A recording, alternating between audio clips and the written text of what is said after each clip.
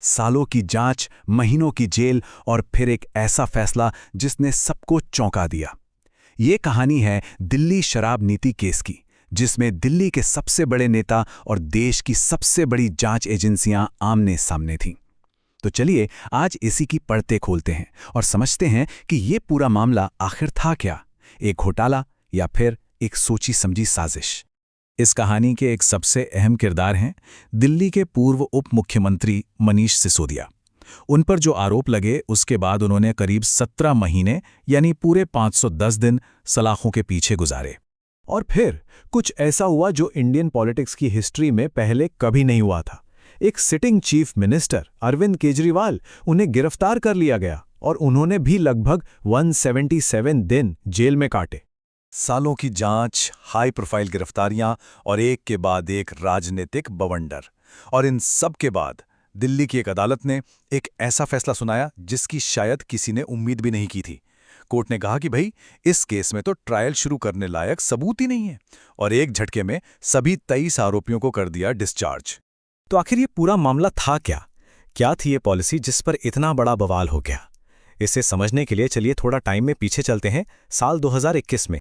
तो देखिए, ये सब शुरू हुआ 2021 में, जब दिल्ली सरकार शराब बेचने के सिस्टम में एक बहुत बड़ा बदलाव लेकर आई। उनका मकसद आप कह सकते हैं 3 तरफा था। पहला, सरकारी ठेके बंद करो और शराब की बिक्री को पूरी तरह से प्राइवेट हाथों में दे दो। दूसरा, इससे सरकार का रेवेन्यू बढ़ेगा। और तीसरा, दिल्ली से जो शराब माफिया का कंट्रोल है उसे खत्म किया जाए। लेकिन जैसे ये पॉलिसी लागू हुई, ये विवादों में आ गई और फिर एंट्री होती है सीबीआई की। सीबीआई ने जो आरोप लगाए वो बहुत सीरियस थे। उनका कहना था कि ये पॉलिसी बनाई ही कुछ खास शराब कारोबारियों को फायदा पहुंचाने के लिए थी। और तो और, सीबीआई ने दावा किया कि साउथ ग्रुप नाम के एक लॉबी से पूरे 100 करोड़ की रिश्वत ली गई और इसी पैसे को आम आदमी पार्टी ने गोवा के चुनाव में इस्तेमाल किया। इन गंभीर आरोपों के बाद जांच का दायरा और तेजी से बढ़ने लगा और फिर एक-एक करके कई बड़े-बड़े राजनीतिक चेहरों पर शिकंजा कसना शुरू हो गया। अब जरा इस केस की टाइमलाइन पर गौर कीजिए। ये बहुत तेजी से आगे बढ़ी। सबसे पहले फरवरी 2023 में मनीष सिसोदिया गिरफ्तार होते हैं।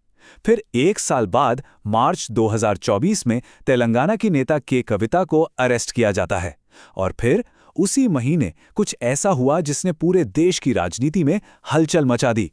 दिल्ली के sitting chief minister Arvind Kejriwal, उन्हें गिरफ्तार कर लिया गया।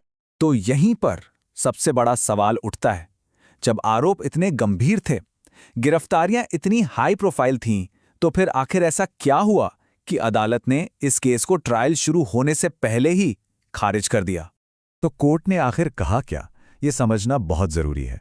देखिए, अदालत ने सीबीआई के एक-एक करके हर बड़े दावे को एक तरह से नकार दिया।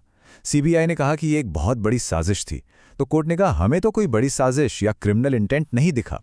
सीबीआई का पूरा केस सरकारी गवाहों के बयानों पर टिका था, जिसे कोर्ट ने ठोस सबूत नहीं बल्कि सिर्फ एक अनुमान करार दिया। और ये जो स्लाइड पे आप कोर्ट देख रहे हैं, ये कोर्ट के रुख को बिल्कुल साफ कर देता है। स्पेशल जज जितेंद्र सिंह ने अपने फैसले में एकदम साफ साफ लिखा कि जांच एजेंसी ने ठोस सबूतों के बजाय सिर्फ अनुमानों के आधार पर एक कहानी बनाने की कोशिश की है। ये जांच एजेंसी पर एक बहुत बड़ी, बहुत सीधी टिप्पणी थी। तो जाहिर है इस फैसले के बाद पूरी पॉलिटिकल दुनिया में जैसे एक भूचाल आ गया।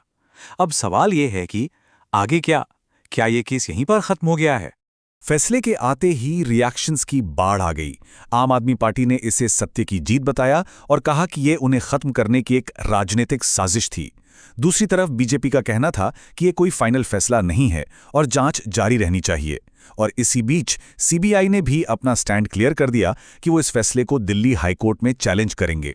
अच्छा, यहां पर एक कानूनी पेज समझना बहुत जरूरी है। आरोपियों को बरी नहीं बल्कि डिस्चार्ज किया गया है। अब इन दोनों में फर्क क्या है? देखिए, आसान भाषा में डिस्चार्ज का मतलब है कि कोर्ट को केस चलाने लायक ही सबूत नहीं मिले। बरी तो इंसान तब होता है जब पूरा ट्रायल चलता है और उसके आखिर में उसे निर्दोष पाया जाता है। तो आखिर में हम उसी सवाल पर वापस आ जाते हैं, क्या ये केस वाकई खत्म हो गया या ये सिर्फ एक चैप्टर का अंत है? सीबीआई अब हाई कोर्ट जा चुकी है। इसका मतलब साफ है कि ये कानूनी और राजनीतिक लड़ाई अभी लंबी चलने वाली है। लेकिन ये फैसला अपने पीछे एक बहुत बड़ा सवाल जरूर छोड़ गया है कि अगर सबूत थे ही नहीं तो इतने महीनों तक इतने लोग जेल में क्यों थे? इसका जिम्मेदार कौन है? इस कहानी में अभी कई और मोड़ आने बाकी हैं।